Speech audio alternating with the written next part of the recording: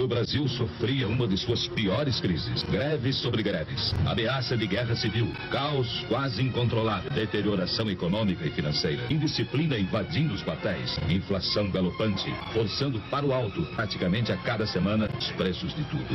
Foram momentos terríveis. O início do milagre econômico foi com a criação do Programa Ação Econômica, PAEG, criado no governo de Castelo Branco, em 1964 a 1967. O intuito do programa PAEG era dar estimulação às exportações. O que foi o milagre econômico? O milagre econômico brasileiro foi a época de crescimento econômico, elevado durante a ditadura militar brasileira.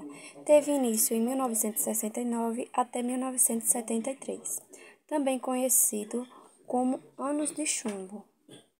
Os seus pontos positivos foram alguns deles, por exemplo, como as construções de grandes obras, que eram obras muito importantes para o Brasil, e também a aceleração da industrialização.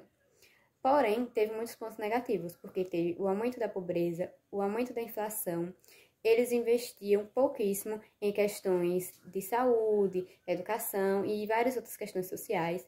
Teve a desvalorização da moeda, também teve muita corrupção para aquelas empresas, favorecia aquelas empresas que eram ligadas com o governo. E também teve que o Brasil ficou muito dependente de empréstimos do exterior, principalmente dos Estados Unidos. A economia do Brasil nunca cresceu tanto quanto no período do milagre econômico, de 69 a 73. Era uma média de mais ou menos 10% ao ano. Durante a ditadura, quem era pobre ficou ainda mais pobre no Brasil, e quem era rico ficou ainda mais rico. 70% da riqueza produzida no Brasil ficou nas mãos de 10% dos brasileiros apenas.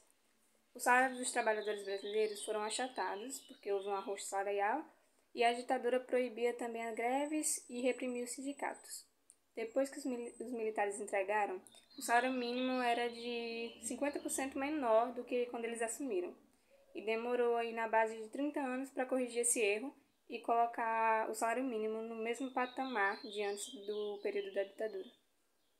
Falar sobre as obras da época. As obras que ocorreram no período econômico, essas obras ficaram conhecidas pela imprensa da época como obras faraônicas.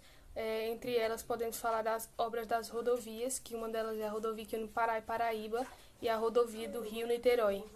O fim do milagre econômico está ligado especialmente à crise do petróleo, que ocorre entre 1973 a 1974. Algumas das principais consequências do milagre econômico brasileiro foram o alto crescimento da indústria financeira do período de 1969 a 1973, e o aprofundamento da crise econômica foi pós o ano de 1974.